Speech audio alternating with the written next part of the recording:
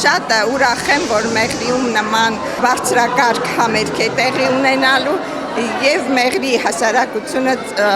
այսպես նորից առնչվելու է բարձրարվեստ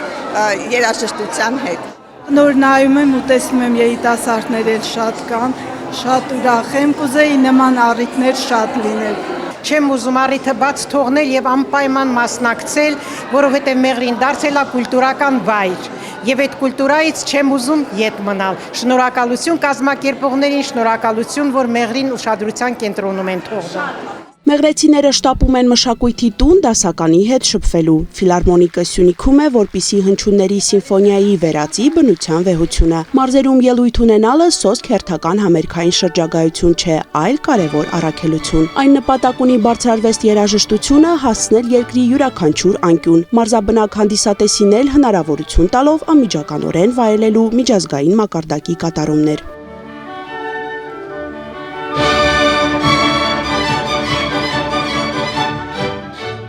Հայաստանի ազգային ֆիլհարմոնիկ նվագախումբը գեղարվեստական ղեկավար եւ գլխավոր դիրիժոր Էդուարդ Թոփչյանի ղեկավարությամբ ունկնդրին հրամցրեց Մաքս Բրուխի ջութակի թիվ 1 կոնցերտը սոլ մինորում, օրվա գլխավոր կատարող միջազգային հեղինակավոր հարթակներում մեծ հռչակ վայելող ջութակահար Սերգեյ Խաչատրյանի կատարմամբ։ Արամ Խաչատրյանի դիմակահանդես սյուիտը իր գույներով էլ ավելի գեղեցկացրեց երեկոն։ Փորձում ենք սա հետևողական դարձնել։ Մինչ այս տարի կարող եմ ասել, որ ստացվում է, արդեն երրորդ անգամ է, որ իրար հետևից գալիս ենք այստեղ եւ ավանդաբար սկսում ենք համերգը Մեղրիից, հետո գնում ենք Կապան եւ ամենավերջի համերգը կատարում ենք Գորիսում։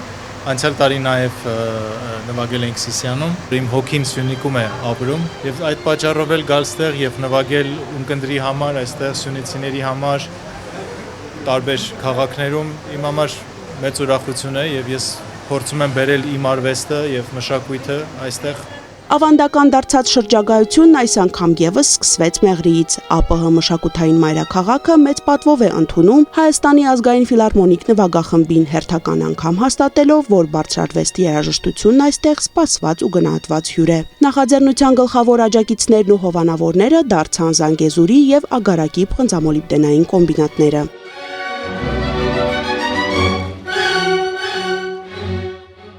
Մշակույթը մեր մոտ աստիճանաբար զարգանում է, զարգացել է եւ բնակիչները մեծ սիրով, մեծ հաճույքով գալիս եւ մասնակցում են բոլոր միջոցառումներին, ողջունում ենք բոլոր միջոցառումները կապված մշակույթի հետ եւ աջակցում նրա իրականացմանը։ Ես ուզում եմ ամբողջ մեղրեցիների անունից շնորհակալություն ասել, որ նրանք չեն մոռանում Մեղրին եւ այս դժվար ժամանակահատվածում գտել են ժամանակ գալու եւ մեր բնակիչներին այս հաճելի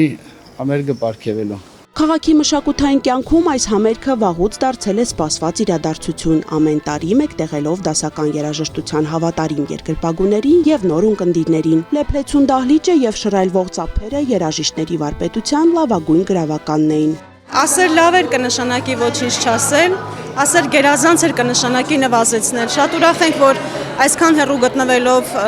հանրապետության ծայրամասում գտնվելով կարողանում ենք մասնակիցը լինել նման հրաշքների եւ հոգեվոր սնունդ ստանալ։ Այս տարի մի տեսակ ամեն ամիս